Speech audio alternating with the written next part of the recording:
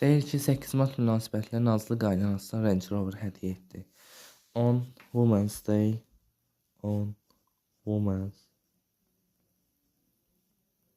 Day, Qadınlar Günü münasibətilə. Bu münasibətlə mən də sizləri təbrik edirəm. Deməli, ardı Nazlı, on Women's Day, Nazlı gave, yəni verdi. Kimə? Her, onun, mother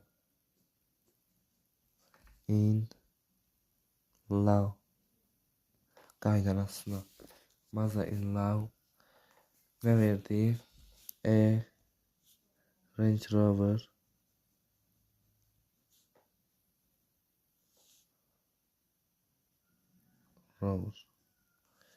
Range Rover as a gift. Yəni as a gift hədiyyə kimi.